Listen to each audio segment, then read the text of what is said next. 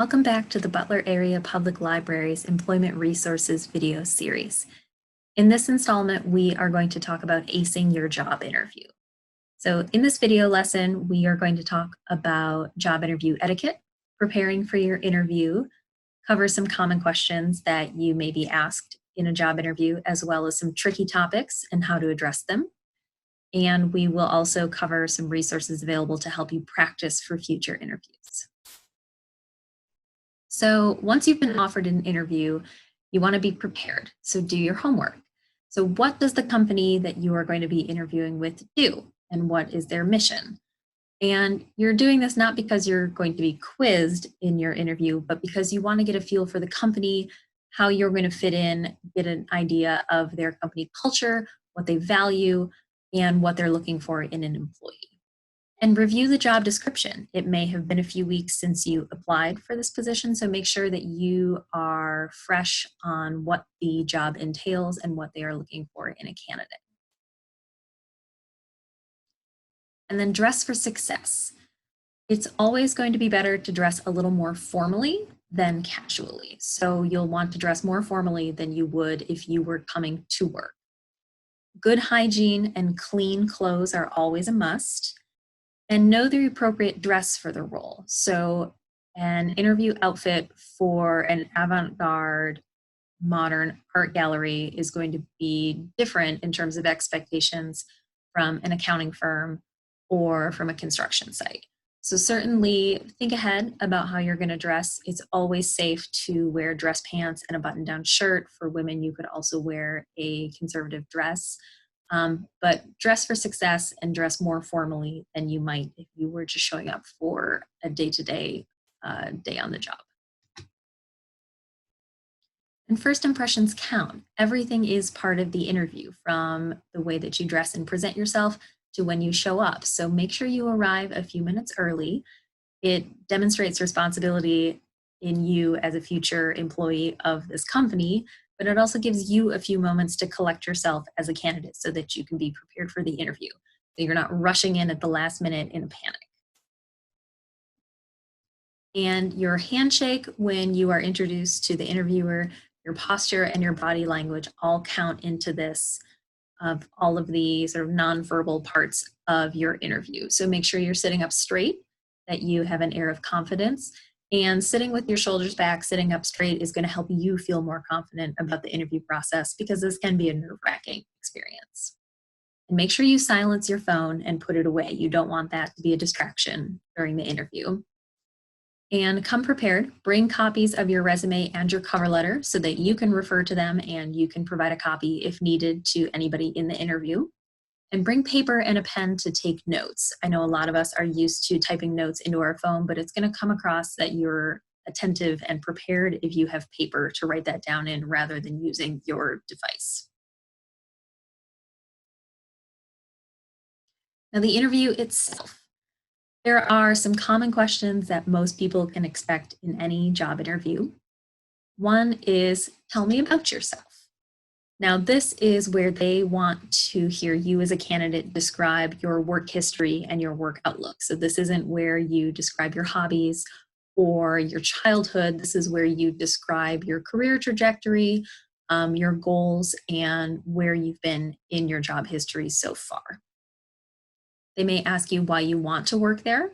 So certainly make sure that you are describing why the job description and the company culture are a good fit for your own values and your skills that you're going to bring to the job. If you're asked where you see yourself in 10 years, they are looking not just for your ambition and your goals for yourself, but they're looking to see if that's going to be a fit within their company. So certainly think about the answers that you might have for a question like that in terms of your own career goals. You'll often get a question that starts, tell me about a time when, and then there's a work situation. So it might be, tell me about a time when you had a conflict with a customer who was unhappy, or tell me about a time when you had to manage a stressful project. And so they're looking for you to be able to describe a workplace situation that fits that moment, and also describe how you handled it professionally, how you resolved any conflict or met a goal. If they ask for a situational question like this where you actually haven't experienced it, be honest and say, well, I've never been in that exact situation, but if I was, here's how I would proceed. So it's going to show that you're going to apply some critical thinking to it, even if it's not a situation you'd been in yourself. And in all of these interview questions, you want to show, not just tell. So this is harkening back to our resume video where you want to use numbers, concrete examples to show how you did skills, completed tasks, improved things at your former jobs. You're not just going to tell them that you did something, you're going to show how you did it. So you didn't just wait tables, you tell the number of tables that you waited per night, the turnover and increased satisfaction in customers. You didn't just say, oh, that I planned events at work. You say the number of events that you planned per year, the number of people who attended said events, how much these events might have brought in terms of revenue or fundraising. So using numbers and statistics is going to really demonstrate value for you as a potential employee. And then tricky topics. There are some difficult questions that you might be asked during a job interview. One is, why are you leaving your current job? And you certainly want to take a positive spin to this. You want to demonstrate that you are looking for growth or that you see a very good fit between yourself and the open position. This is never an opportunity that you want to badmouth or complain about a former employer or a coworker in any way, because that reflects poorly on you. The interviewer might wonder what you're going to say to other people about their own company. So this is not the place to complain or badmouth. You might be asked to address an employment gap. Certainly be honest in a situation like this if you do have a gap on your resume, and be succinct with your answers. So if it was a situation where you had to take time off to deal with a family matter, you can certainly say that.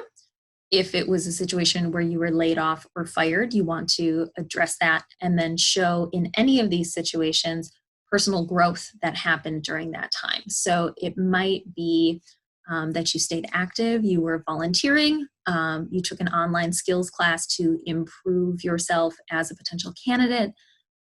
So you can address these shortcomings, but show ways that you are working on improving yourself during that time. And another really common interview question that can be tricky is, what is your biggest weakness?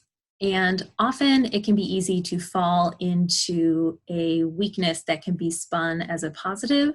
So something like, oh, I just care too much about my work. But that sort of comes across as inauthentic. It's going to impress an interviewer more if you can identify an actual weakness that you have worked on improving. So it might be something like you're shy and very uncomfortable with public speaking.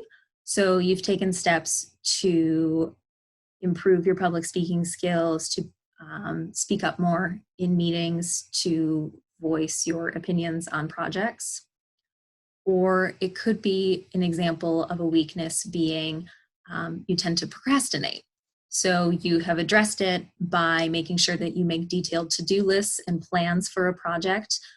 So you always want to have that positive spin on any of these sensitive subjects where you're showing that you acknowledge that there might be a gap or a weakness, but you know that it's there and you're working on improving that weakness. And at the end of the interview, it is your turn to ask questions, and make sure that you always ask your interviewer questions when you have the opportunity. Those might be something like, what does a typical day or a week or a month at this company look like, or in this specific job look like, so that you can get a better idea beyond the job description of what it's like to work for this organization. You can ask what success would look like in this job. So how do they measure success? What are their expectations for successfully filling this job? And do those marks of success change at certain points in the year, at 6 months from when you're hired to a year, and so forth. You can also ask if they need you to elaborate on anything that you'd answered that day or anything that was on your resume that you hadn't already addressed. Though, of course, make sure that you are ready to follow up on any questions that they might have. And in a first round interview, this is not the point where you ask about vacation or you ask about getting extra time off or anything like that. These are the questions where you feel out your fit for the company and find out if you think they are going to be a good match for you.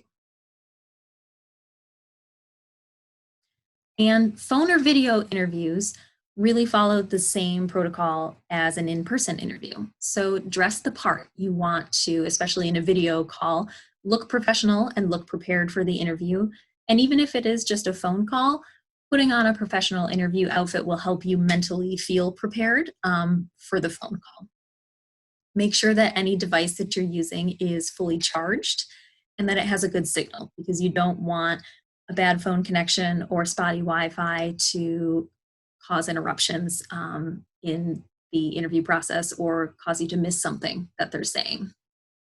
Find someplace quiet to conduct the interview so that you aren't distracted.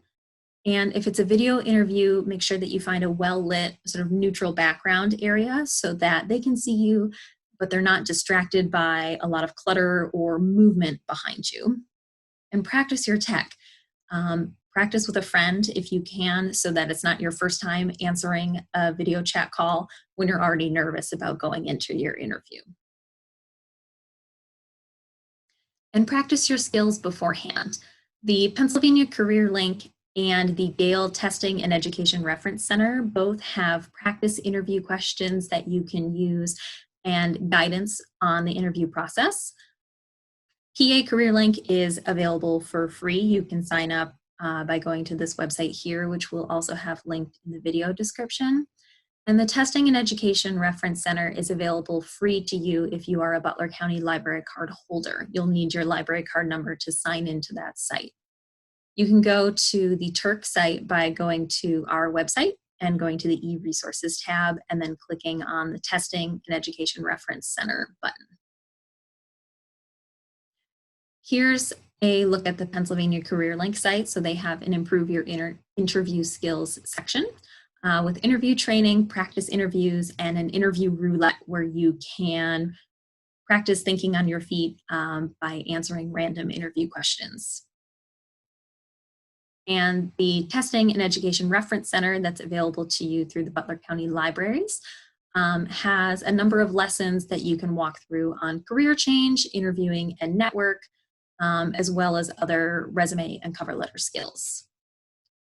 And in the interviewing section, they cover answers to common interview questions, explaining your strengths and weaknesses, discussing jobs that you've left, handling unusual questions and things like that. So certainly check out this great resource.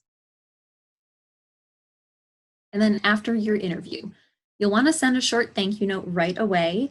Written or by email. Email is going to get there faster, especially if you've already communicated by email with your interviewer.